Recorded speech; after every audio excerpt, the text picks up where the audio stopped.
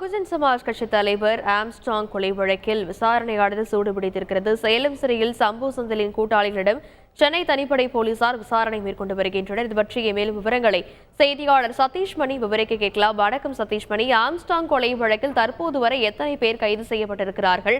அவர்களிடம் தொடர்ந்து விசாரணையானது நடைபெற்று வரக்கூடிய சூழல்ல தற்போது வரை கிடைத்திருக்கக்கூடிய முழு தகவலின் விவரம். ஆம்ஸ்ட்ராங் கொலை வழக்கில் தற்போது வரை கிட்டத்தட்ட 14 பேர்கள் கைது செய்யப்பட்டிருக்கிறார்கள். ஒவ்வொருத்தரும் முன்னாள் ரவுடிகள், இப்போதைய ரவுடிகள், அவர்களின் தொடர்பு என கிட்டத்தட்ட ஒரு ரவுடி நெட்வொர்க்கே இந்த கொலையில அவர்கள் சார்ந்தவர்கள் கைது செய்யப்பட்டிருக்கிறார்கள்.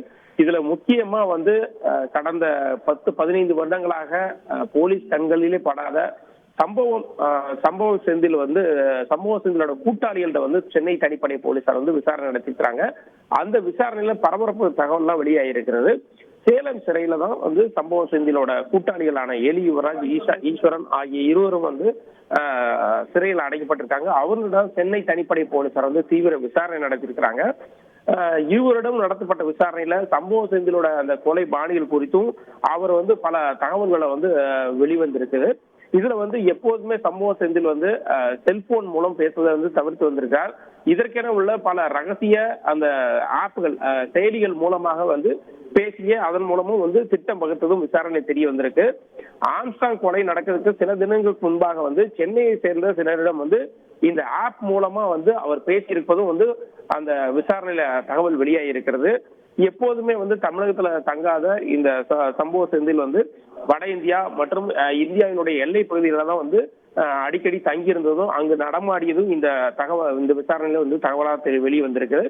இவர் சம்பவ செந்தில் ஒரு சம்பவத்தை செய்ய போறாருன்னா அதுக்கான ஸ்கெட்சை கச்சிதமா போடப்படுவதனாலதான் சம்பவ செந்தில் அப்படின்னு அவரோட கூட்டாளி எல்லாம் ஸ்டைல அழைக்கப்பட்டு நாளடைவுலயே அது சம்பவ செந்தில் அப்படிங்கிறது மாறியதும் அந்த போலீஸ் விசாரணையில அந்த கூட்டாளிகள் தெரிவிச்சிருக்கிறாங்க.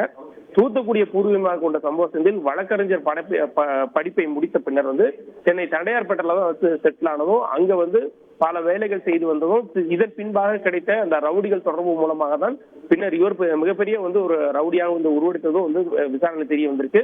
இவர் கிட்டத்தட்ட இவரோட 3 கொலை வழக்குல சம்பந்தப்பட்டிருக்க இவர் எந்த கொலை வழக்கிலும் கடந்த 15-20 வருடங்களாக கைதாகவில்லை என்பது குறிப்பிடத்தக்கது.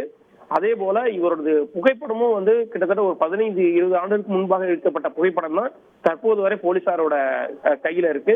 எனவே தற்போதைய நிலையில அவர் எப்படி இருப்பார் என்பதே போலீசாருக்கு தெரியாத நிலையில அவர் குறித்தான தகவலை டெக்னாலஜி மூலமா அவர் எந்த ஆப் மூலம் பேசுறாரு, எப்படி பேசினாரு உள்ளிட்ட விவரங்கள்லாம் வச்சு அவரை தீவிரமா தேடிட்டு இருக்காங்க.